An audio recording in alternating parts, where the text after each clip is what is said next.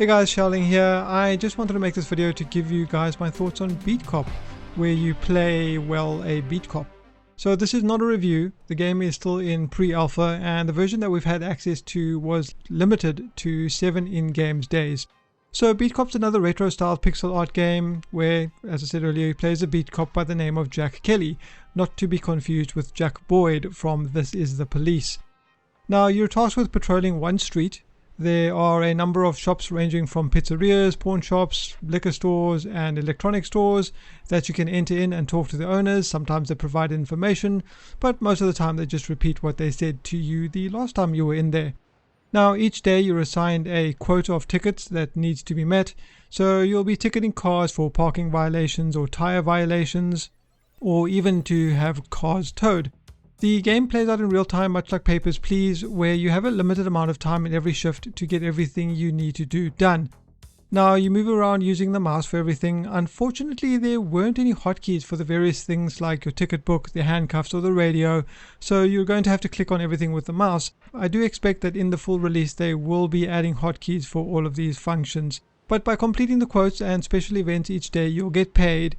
If the details on the ticket are incorrect, for example, if you forget to sign all the relevant spaces or you tick the wrong boxes, if it's a bad tire but you tick a parking violation, you are going to get penalized and you're going to lose some of your income.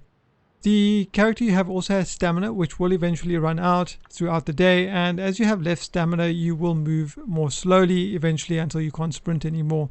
Some of the objectives are time based, but for the most part you can get around in enough time. You can increase your stamina by getting food at the various street vendors or by one of the food outlets, which cost you money. And one additional way of gaining money is by accepting bribes from people who don't want to get tickets. Obviously, this is entirely up to you what you decide to do. I didn't notice any consequence to doing this. So long as you've met your ticket quota before the day ends, there didn't really seem to be any direct reputation hits from this.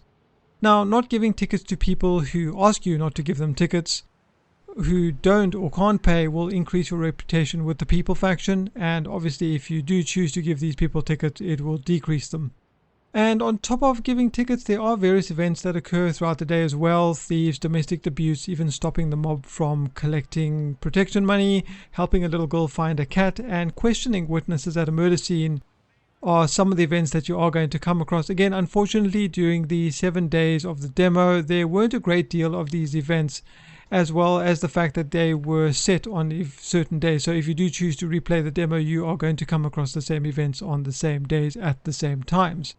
But for the most part, the majority of the time is going to be spent handing out tickets. There are a number of different factions in the game, as I mentioned, alluded to the people faction earlier. There is the police, there are the mafia, and there are gangs. And depending on the choices that you make throughout your playthrough are going to garner you points towards one or other of the factions. Again, in the time available in the demo, I didn't really get to see what the effects of having a positive or negative reputation with a faction actually did. The radio you carry, you can see at the bottom of the screen, offers the option to report a person, report a car, or call for a tow truck. However, in the demo, the tow truck feature is the only one that gets to be used. You can see you also carry handcuffs, which you use to arrest thieves, which you come across a few times in the 7 days, and also a gun, which I didn't get to use in the demo at all.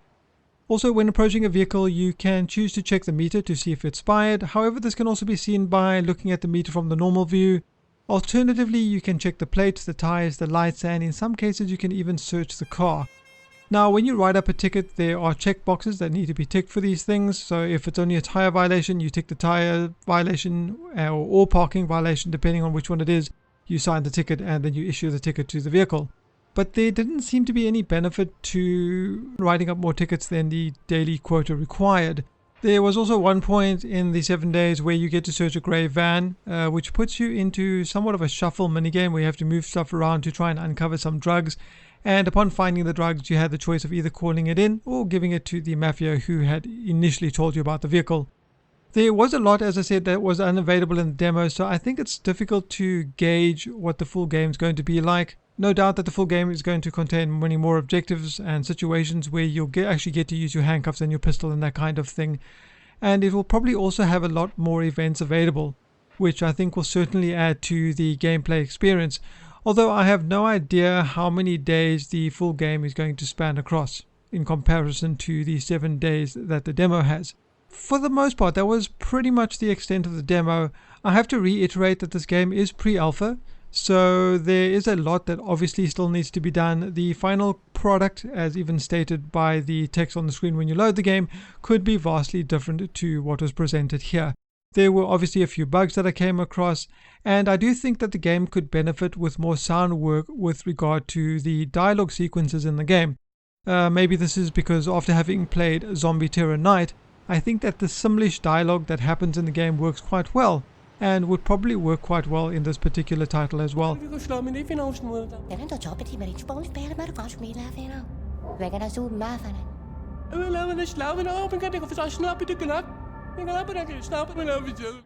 And maybe they could even add a bit of ambient music into the mix. I did enjoy the demo more than I thought I would have. To get through the 7 days didn't actually take very long, but it was, strangely entertaining. It was kind of reminiscent of Police Quest mixed with Papers, Please. Again, I'm not sure how much replayability the full version of the game is going to have. It is hard to tell based off the content available in the demo, so we are going to have to wait and see.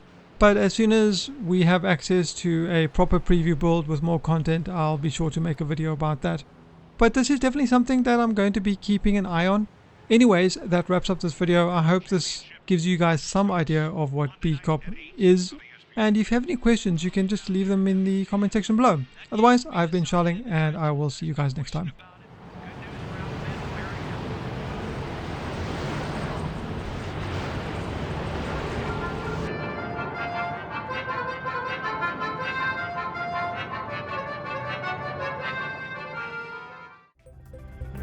Marshall 170, 24 Angels, Niner. Expected approach time 33.